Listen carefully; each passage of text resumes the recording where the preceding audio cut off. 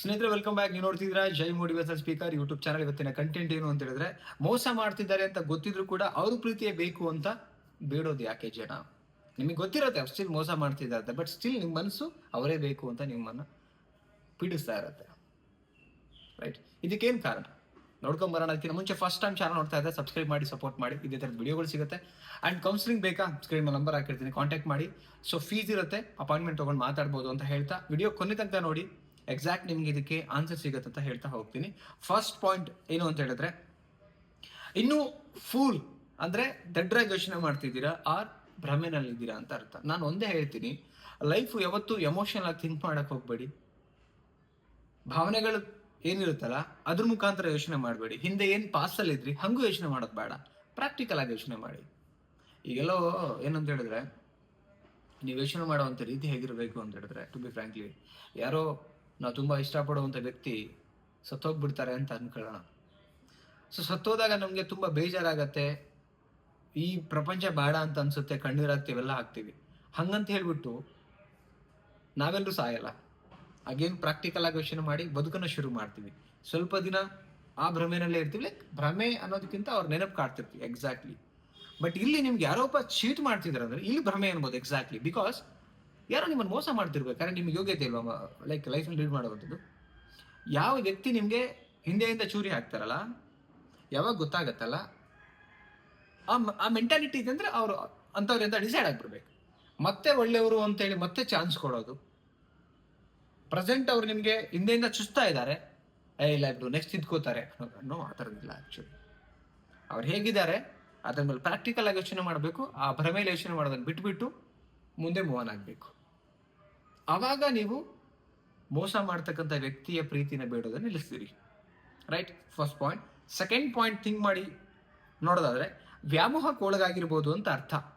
ಯಾವುದೋ ಒಬ್ಬ ವ್ಯಕ್ತಿ ಹೆಂಗೆ ಅಂದ್ರೆ, ನಾನು ಸಮ್ ಪೀಪಲ್ಸ್ ನೋಡಿದ್ದೀನಿ, ವ್ಯಾಮೋಹ, ಅತಿಯಾದ ವ್ಯಾಮೋಹ ಇರುತ್ತೆ ಅವರಿಗೆ. ಅಂದ್ರೆ ದೇಹದ ವ್ಯಾಮೋಹ ಇರುತ್ತೆ, ಫ್ಯೂಚರ್ನ ವ್ಯಾಮೋಹ ಇರುತ್ತೆ. ಸೊ ಹಂಗಿರ್ಬೇಕಾದ್ರೆ ಕೆಲವರು ಅನ್ಯಾಯ ನಡೀತಾ ಇದ್ರು ಸಹಿಸ್ಕೊಂಡು ಹೋಗ್ತಿರ್ತಾರೆ. ಅಂಡ್ ಕೆಲವ್ರಿಗೆ ಪರಿಸ್ಥಿತಿಗಳು ಹಾಗೆ ಬಂದಿರುತ್ತೆ. ಸೊ ಇದು ಮ್ಯಾಟ್ರ್ ಆಗುತ್ತೆ. ಕೆಲವರು ಪರಿಸ್ಥಿತಿಗಳು ಹಂಗಿದ್ದಾಗ ಏನಾಗ್ತಾರೆ, ಪಾಪ ಪರಿಸ್ಥಿತಿಗಳ ಇದಕ್ಕೆ ಎರಡೂ ಕೈ ಕೊಟ್ಬಿಟ್ಟು ಕಟ್ಸ್ಕೊಂಡಿರ್ತಾರೆ. ಸೊ ಏನೂ ಮಾಡೋಕ್ಕಾಗಿಲ್ಲ, ಕಣ್ಣು ಮುಂದೆ ಮೋಸ ನಡೀತಾ ಇರುತ್ತೆ, ಬಟ್ ಸ್ಟಿಲ್ ಹಂಗೆ ಇರಬೇಕಾಗತ್ತೆ. ಈ ಥರದ್ದು ಇರ್ತಾರೆ. ಆ್ಯಂಡ್ ಕೆಲವರು ವ್ಯಾಮೋಹಕ್ಕೆ ಒಳಗಾಗಿರ್ತಾರೆ. ಇವೆರಡು ಪರಿಸ್ಥಿತಿ ಮತ್ತೆ ವ್ಯಾಮೋಹ ಇದ್ದಂಥ ವ್ಯಕ್ತಿಗಳು ಕೂಡ ಏನು ಮಾಡ್ತಾರೆ, ಅವ್ರು ಮೋಸ ಮಾಡ್ತಿದ್ರು ಸ್ಟಿಲ್ ಅವ್ರು ಬೇಕು ಅಂತ ಬೇಡ್ಕೊಂಡು ಕೂತಿರ್ತಾರೆ. Second point. And third point ಏನಂತ ಹೇಳಿದ್ರೆ, ನಿಮ್ಮನ್ನು ನೀವು ಸರಿಯಾಗಿ ಅರ್ಥ ಮಾಡ್ಕೊಂಡಿಲ್ಲ ಅಂತ ಅರ್ಥ ಆಗುತ್ತೆ. ಯಾವಾಗ ಅಂತ ಹೇಳಿದ್ರೆ, ನಾನು ಅದೇ ಹೇಳೋದು, ಯಾವುದೋ ಒಬ್ಬ ವ್ಯಕ್ತಿ ನಿಮ್ಮನ್ನು ಮೋಸ ಮಾಡ್ತಿದ್ದಾರೆ, ಬಿಟ್ಟು ಹೋಗ್ತಿದ್ದಾರೆ, ಕಣ್ಣೀರು ಹಾಕ್ತಿದ್ದಾರೆ, ಅಥವಾ ನಿಮ್ಮನ್ನು ತುಂಬ ಹೀಯಾಳಿಸ್ತಿದ್ದಾರೆ, ಕಿಂಡಲ್ ಮಾಡ್ತಿದ್ದಾರೆ ಅಂದಾಗ ನೀವು ಬುದ್ಧಿವಂತರಾಗಕ್ಕೆ ಶುರು ಮಾಡಬೇಕಲ್ಲಿ. ರೈಟ್? ಇನ್ನೊಬ್ಬರಿಗೆ ಬ್ಲೇಮ್ ಮಾಡ್ತಾ ಕುತ್ಕೊಳ್ಳೋದಲ್ಲ. ಯಾರೇ ಇರ್ಬೋದು, ನಾನೇನು ಬುದ್ಧಿವಂತರಾಗಿ ನಡ್ಕೊಳ್ಳೋಕೆ ಕಲಿಬೇಕು. ಅವ್ರಂಗಿದಾರ, ನಾನೀಗಿರ್ಬೇಕು. ನಾವೇ ಸಾಕಿರ್ತಕ್ಕಂಥ ನಾಯಿ ನಮ್ಮನ್ನು ಕಚ್ಚಾಗಿ ಬರೋದು ಅಂತ ಅನ್ಕೊಳ್ಳಿ. ಒಂದ್ಸಲ ಗೊತ್ತಿಲ್ದಿರ ಕಚ್ಚಿಸ್ಕೊಬಿಡ್ತೀವಿ. ನೆಕ್ಸ್ಟ್ ಟೈಮಲ್ಲಿ ಬುದ್ಧಿವಂತಿಕೆ ವಹಿಸ್ಬೇಕು. ನಾವು ಸಾಕಿದ್ದೀವಿ, ಇದನ್ನ ಬಿಟ್ಬಿಡೋದ, ಅಥವಾ ಕಟ್ ಹಾಕ್ಬಿಟ್ಟೆ ಸ್ವಲ್ಪ ಊಟ ಕೊಟ್ಟಾಗ ಮಾಡಿ ಅದನ್ನು ಸಾಯಿಸೋದು. ಲೈಕ್ ಈ ಥರದ್ದು. ಲೈಕ್ ನಾನು ಹೇಳೋದೇನಂತ ಹೇಳಿದ್ರೆ, ಬುದ್ಧಿವಂತರ ಆಗಬೇಕು. ಯಾವಾಗ ಎಲ್ಲೋ ಒಂದು ಕಡೆ ಎಡೋ ಬಿದ್ದಾಗ, ಎಲ್ಲೋ ಒಂದು ಕಡೆಗೆ ಐ ಥಿಂಕ್ ಯಾರೋ ನಮ್ಮನ್ನು ಚೀಟ್ ಮಾಡಬೇಕಾರೆ, ಸೊ ಅವಾಗ ಅಲ್ಲಿಂದ ನಾವು ಏನೋ ಸಮಥಿಂಗ್ ಕಲಿತೀವಿ. ರೈಟ್? ಇದೊಂದು ಪ್ರಾಸೆಸ್ ಇರುತ್ತೆ. ಎಷ್ಟೋ ಜನ ಏನಂತ ಹೇಳಿದ್ರೆ ಇದನ್ನು ಈ ತಪ್ಪನ್ನು ಮಾಡ್ಬಿಡ್ತಾರೆ. ಲೈಕ್ ಏನಂತ ಹೇಳಿದ್ರೆ, ಅವ್ರಿಗೆ ಅನಾಲಿಸಿಸ್ ಮಾಡ್ಕೊಡಲ್ಲ. ಅನಾಲಿಸಿಸ್ ಮಾಡ್ಕೊಂಡಿಲ್ಲ ಅಂತಂದಾಗ ಡೆಫಿನೆಟ್ಲಿ ಏನಾಗುತ್ತೆ, ಅವ್ರು ಪ್ರೆಸೆಂಟಲ್ಲಿ ಏನು ಮಾಡ್ತಿದ್ದಾರೆ ಅವ್ರಿಗೆ ಅದು ಕ್ಲಾರಿಟಿ ಸಾಧ್ಯನೇ ಇಲ್ಲ.